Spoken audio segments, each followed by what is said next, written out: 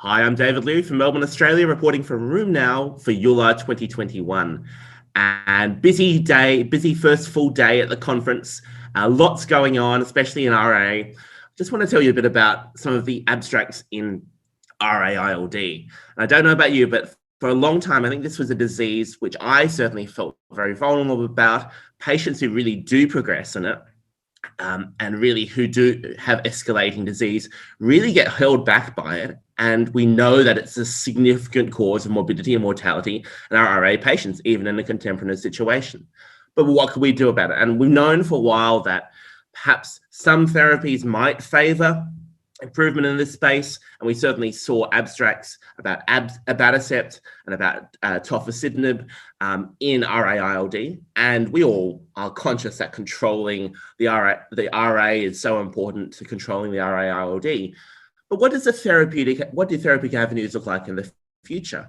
Are there other options? And the emergence of antifibrotics in IPF and in scleroderma ILD, we've seen have started to open up the idea that this might be a possibility.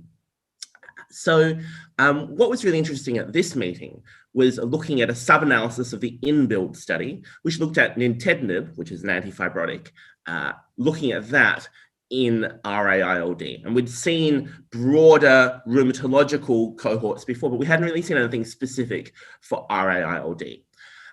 So what happened in this? Well, keeping in mind that when you're dealing with FVC in these patients, when you're dealing with lung volume, we're dealing with fibrosis, and we're dealing with trying to stop irreversible damage, much in the same way that we see this with erosions in RA. And what we saw in this is that after week 24, for the patients who are in this cohort, the 50-odd patients in this cohort, we saw a divergence of ways to the point where at 52 weeks, we'd reached the minimum clinically important difference. Now, numerically, it doesn't sound like much. 110 mils doesn't sound like much, but firstly, it is, as far as the scleroderma data is concerned, it definitely is an important amount of space. And the second most important thing is that it actually really represents a trajectory. There's a parting of the ways, and really this represents something which can potentially stall the fibrosis as opposed to letting it run.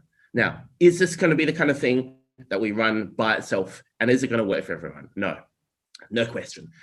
We saw in this data that there was homogeneity in terms of the response across CRP levels, across steroids, but we're not going to necessarily see everyone respond. But what we will see is that some people will respond well, and it will really do enormous thing in terms of stopping them from dying from rheumatoid arthritis.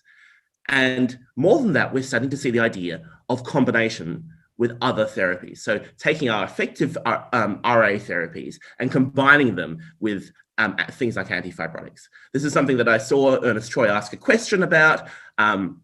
And then we had Toby Ma, who's I think well known to many people for his work in CTD ILD, and spoke about scleroderma ILD at this conference, and start to map out where this future might sit.